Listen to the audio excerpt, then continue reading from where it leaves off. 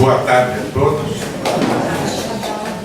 Quero agradecer a oportunidade de, mais uma vez, poder levar uma mensagem para mim primeiro, depois para vocês. E neste sábado, graças a Deus do sol, vocês vieram aqui.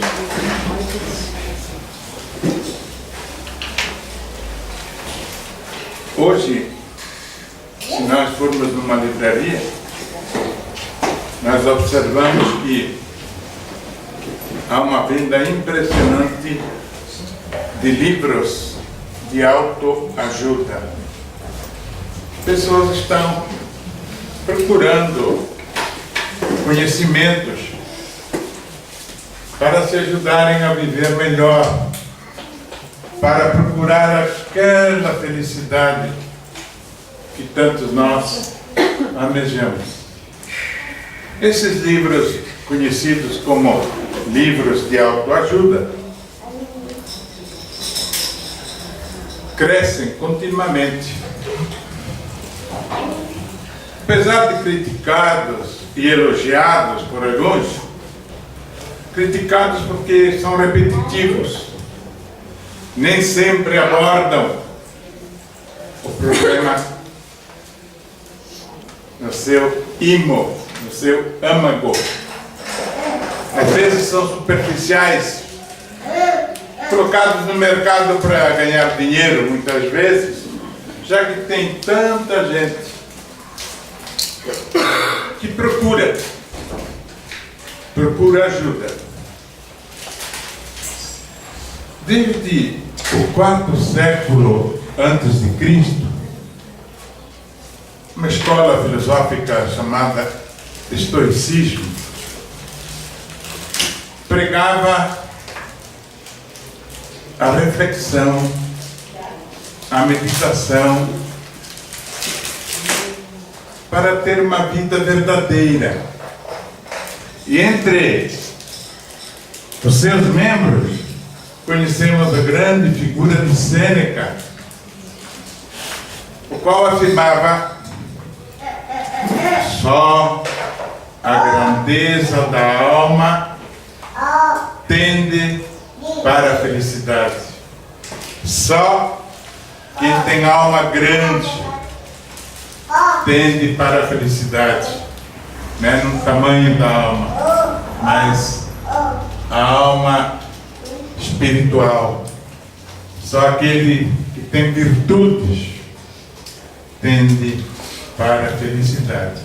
Sêneca é o mesmo que disse sempre que estive entre os homens, menos homens voltei, para dizer que não adianta procurar a felicidade no meio. E realmente fica difícil você ir em qualquer lugar para procurar a felicidade. O que mais que você ouve? Bobagem, piadas sem graça, que não te levam nada de proveito para a tua vida espiritual. O Espiritismo, e eu vou fazer uma comparação entre o Espiritismo e essa autoajuda. O Espiritismo diz que nós temos dentro de nós grandes potencialidades espirituais, mas elas estão dormindo. E é preciso que despertem se quisermos ser mais felizes. Porque, segundo o Espiritismo, a verdadeira felicidade que procuramos, aqui na Terra nós não a achamos. Tem um poeta que diz assim: a felicidade pode existir, só que a gente coloca sempre onde nós não estamos. E a gente não acha ela nunca. Quais são os pontos principais que nós vamos abordar, que os livros de autoajuda também abordam? Primeiro ponto é a baixa autoestima.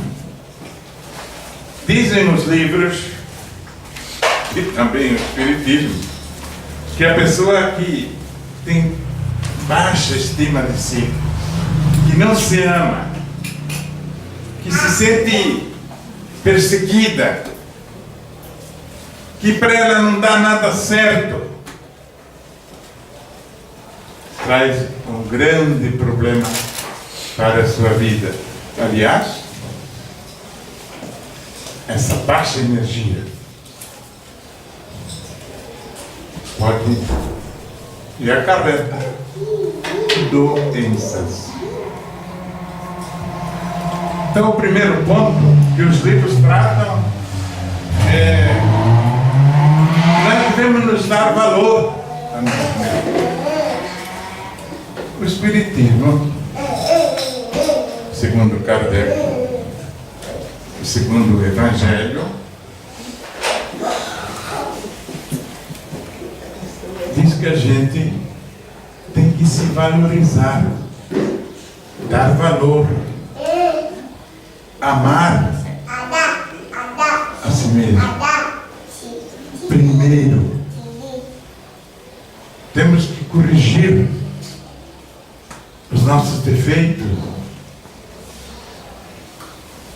fazer dessa vida que nós recebemos uma obra-prima.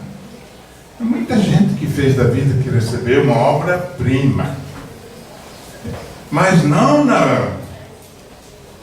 nos bens materiais, também são válidos, dependendo como são adquiridos e como são aplicados. Mas principalmente uma obra-prima em dedicação aos outros.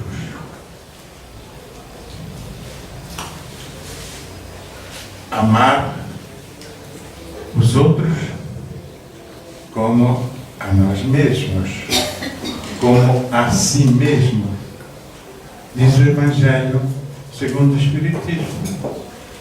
Há estreita relação o quanto nos amamos o próximo e o quanto nós nos amamos. Repito, para reforçar. Repete, Anjinho. Há estreita relação entre o quanto nos amamos e o quanto amamos o próximo. E amar o próximo é a primeira obrigação que nós temos como cristãos. Não tem mais. Temos que nos condicionar que o amor fraterno é um grande meio que nós temos para a outra vida, para fazer da nossa vida uma obra-prima, que nós não fomos feitos para essa vida. A minha está chegando ao fim, mas eu fui feito para uma outra vida. O meu espírito é eterno. E muita gente não se convence disso. Acha que está aqui para viver para sempre. Do jeito que faz, parece que vai levar dinheiro, vai levar uma porção de coisa e não leva nada. Talvez deixe alguma encrenca para trás. É o que acontece frequentemente. O primeiro ponto que os livros de autoajuda é a baixa estima. Segundo, riqueza. Em 1905, Wallace Wattles escreveu um livro, A Ciência de Ficar Rico. 1905. Allan Kardec, no capítulo 16, é claro, ele não é contra as riquezas, desde que elas sejam usadas com discernimento, que sejam para um fim humanitário, que sejam adquiridas com honestidade. Nem tudo, né? A gente vê por aí que não é bem assim. Tem gente, muita gente rica, porcaria, né? Allan Kardec afirma que a riqueza é mais perigosa que a pobreza. Por quê? Porque ela excita nós. Porque ela cria um fascínio. E todos nós gostaríamos de ficar rico, a maioria. Não vi ninguém que se queixasse de ganhar menos. Vi ali algum cara que deixa de ganhar um salário, mas é para ganhar voto. Mas em si, mas todo mundo acha que deve ganhar mais do que está ganhando. A riqueza, segundo Allan Kardec, é uma tentação. Embora nós tenhamos a obrigação de progredir, de criar riquezas, mas nós temos a obrigação de usá-las com discernimento. Em 1912, Carnegie, alguém pronuncia diferente, escreveu um livro, Como Fazer Amigos. Esse livro é antigo. E Como Fazer Amigos ensina que para se fazer amigos, livros de autoajuda facilitam a nossa vida. Porém, nós sabemos que os amigos não fazem a nossa felicidade. Nós procuramos ter relações psíquicas, não só com amigos, mas com quem nós queremos casar, com quem nós queremos namorar. Mas antes de fazer isso, os livros aconselham procurar se conhecer a si mesmo. Porque tem gente que está meio descalibrada e vai casar e vai tirar gente fora do trilho. Vai botar mais gente fora do trilho. É um trem descarrilhado porque está todo descontrolado a vida dele. Para começar, não tem onde morar, vícios, cachaça, bebedeiras, amigos, farras, e vai casar e acha que casando vai resolver o problema. Vai levar junto alguém. O mau caminho. Então,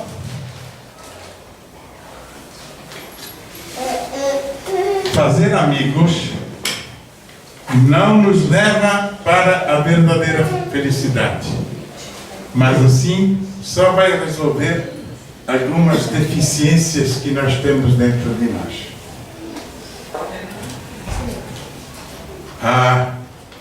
Todos nós trabalhamos, lutamos, queremos ser felizes.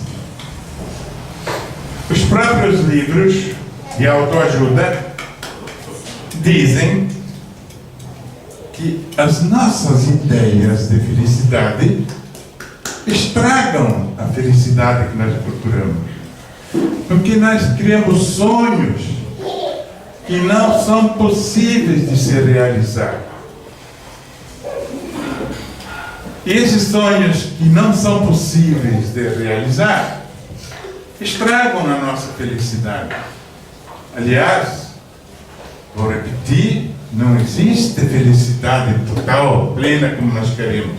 Existe uma felicidade relativa nesse mundo para as pessoas que sabem viver.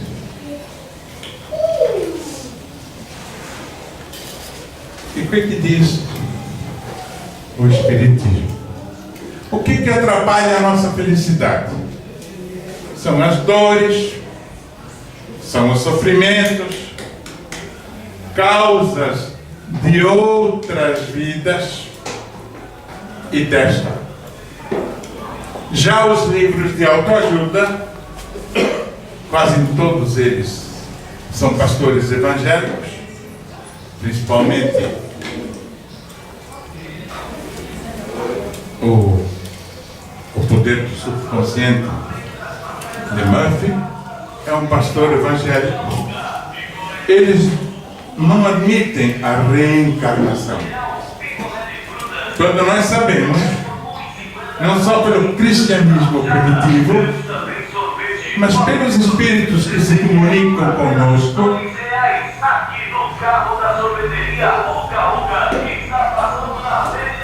abro um parêntese aqui. Recentemente, houve um congresso nos Estados Unidos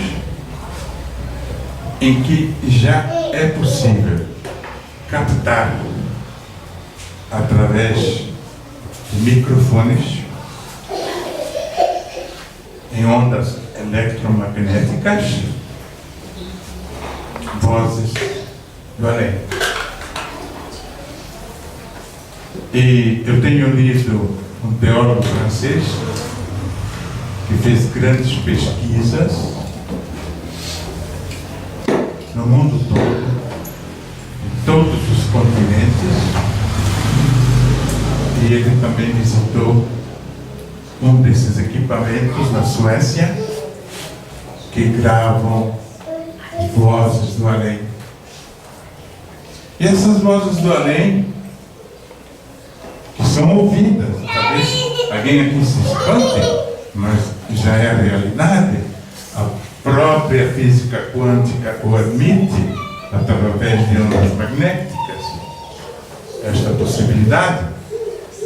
Então, não resta dúvida para mim que os mortos, que há espíritos que nos dizem que há uma outra vida, que nós reencarnamos, que a nossa morte é uma passagem e não é essa eternidade como fala infelizmente a Igreja Católica.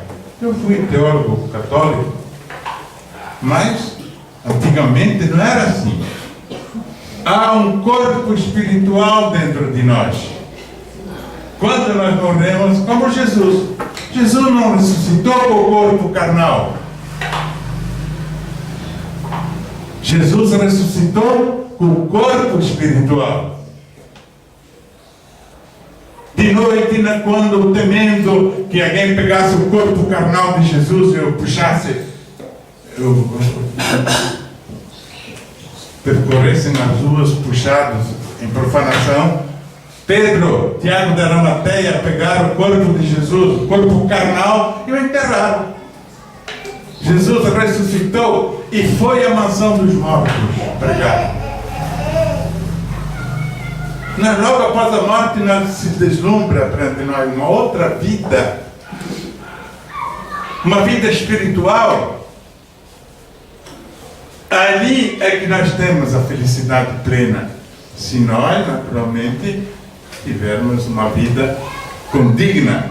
E há possibilidade de progresso nessa vida espiritual. Então, o Espiritismo diz que os sofrimentos são causas de outras vidas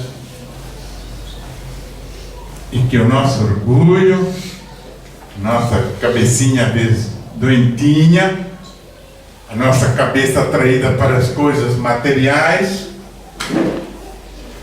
nos impede de progredir. Quantas coisas acontecem de errado pela nossa imprevidência. Nós às vezes fazemos brigas, rolos em família, fora, por coisinhas de nada. E criamos uma infelicidade, né? Porque quem briga não pode viver feliz. A gente vive amargurado.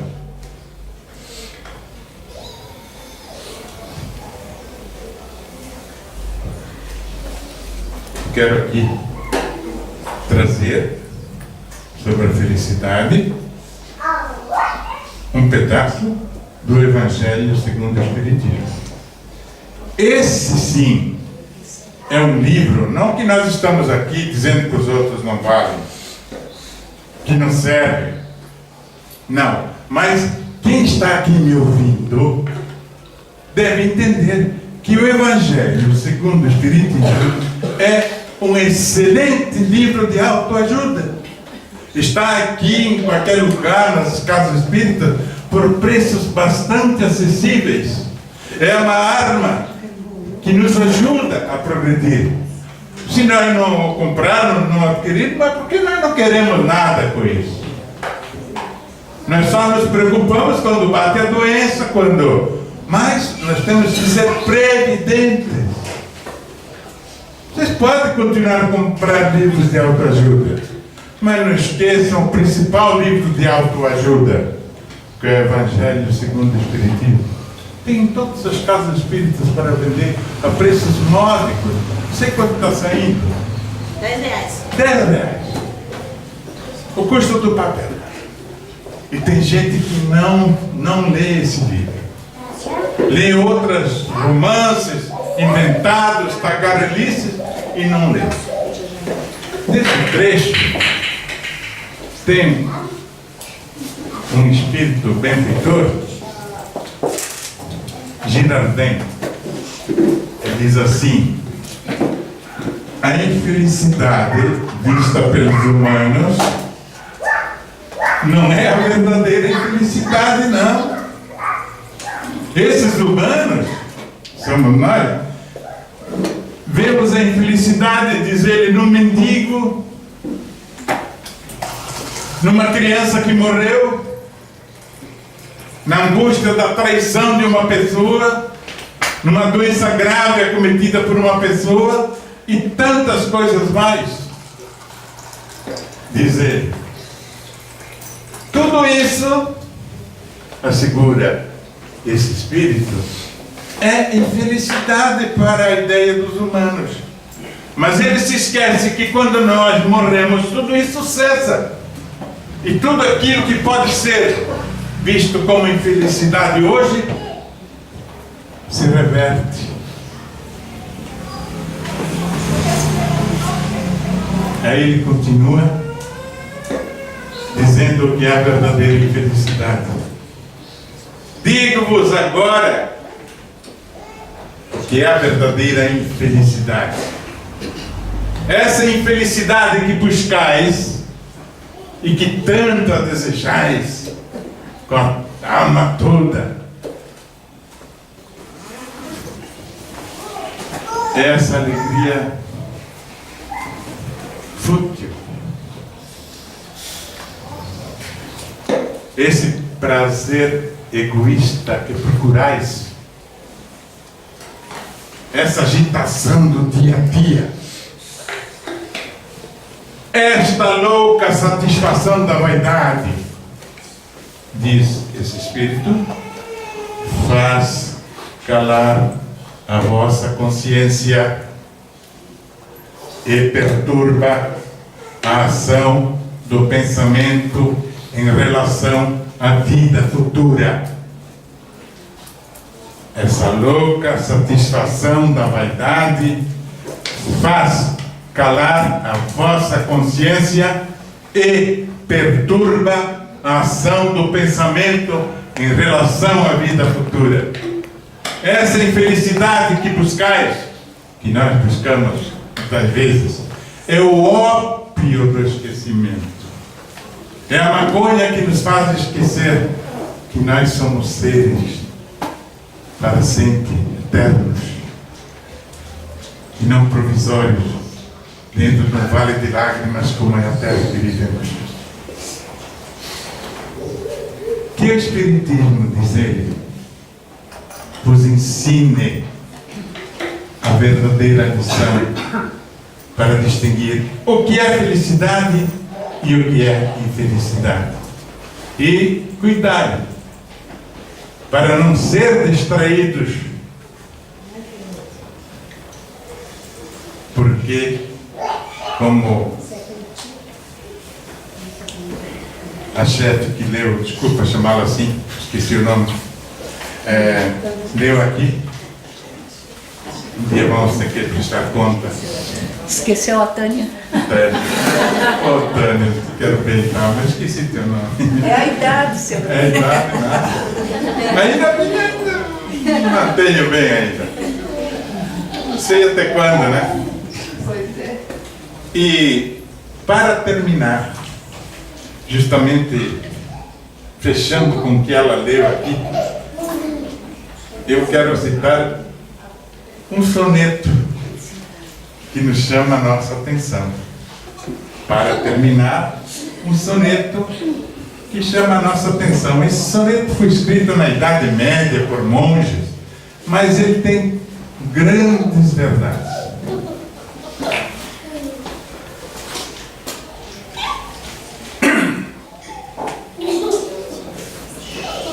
Tempo e conta. Deus pede restrita conta do meu tempo. É forçoso do meu tempo já dar conta. Mas como dar conta de tanto tempo, eu que gastei tanto tempo sem fazer conta?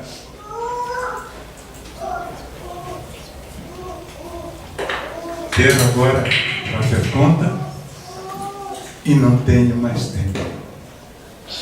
Deus me deu tempo para fazer conta. Eu não quis fazer conta. Cuidado vós que tendes tempo sem ter conta. Não gasteis esse tempo em passatempo. Cuidai enquanto é tempo de fazer conta, pois se os que contam com esse tempo fizessem desse tempo alguma conta, não chorariam sem conta o não ter tempo. Muito obrigado.